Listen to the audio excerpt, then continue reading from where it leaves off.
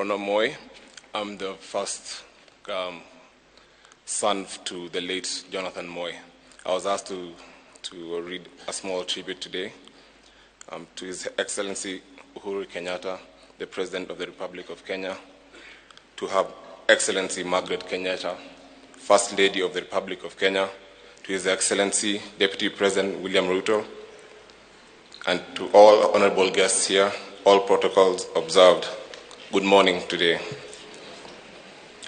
Today I find myself in a state of mixed emotions as I pay tribute to my grandfather, His Excellency the Second President of the Republic of Kenya, Daniel Toroitich Arap Moi. He was a man of such great stature that the name Moi was once synonymous with president. When I was younger, a common joke amongst my peers was, Moi wa Uganda ni nani?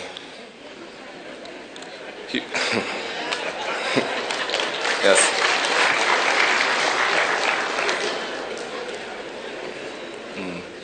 He was many things to many people. A leader, environmentalist, a mentor, educationalist, and for those who found themselves on the wrong side of his favor, a formidable enemy. But to me, foremost, he was just simply Gugo. I am immensely privileged and grateful to God to be the late President Moi's first grandchild. I was thus lucky to grow under the tutelage of one of Africa's greatest leaders. His principles of peace, love, and unity are etched deep in every Kenyan's memories. For us, his grandchildren, he instilled the importance of having ambition, focus, humility, and above all, the love of Christ, who is a purveyor of all wisdom. As he took his final bow, my grandfather was and remains a statesman. He was and remains a dutiful son of Baringo.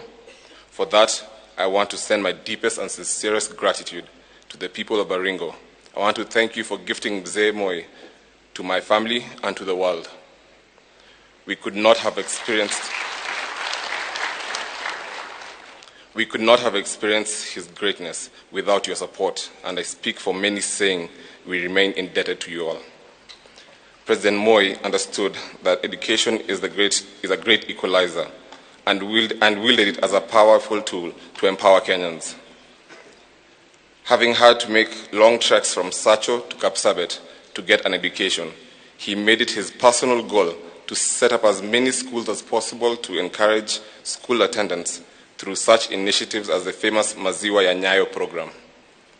True to his program to self, many rural parts of this country were opened up by schools. It is not lost to us, the people of Baringo, where we have one of the highest numbers of schools per capita, how important these schools have been in launching us to the national scene. His legendary spirit of Harambee encouraged the sprouting of several institutions of learning, as well as having the effect of fostering unity amongst communities. I will miss a lot of things about my grandfather. His counsel, his encouragement, his unwavering support for his grandchildren, and his belief in our abilities.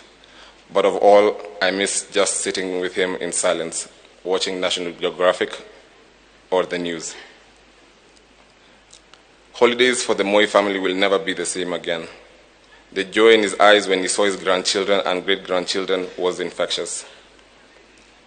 And so I bid you farewell, Gugo. I am happy in the faith that you are now in heaven with Christ Jesus, and also together with our late Gogo Lena, with my late father Jonathan, and with our late cousin Kiprono. I believe you are singing your favorite hymn while watching over us. I will miss you, Gugo. Travel well. We love you.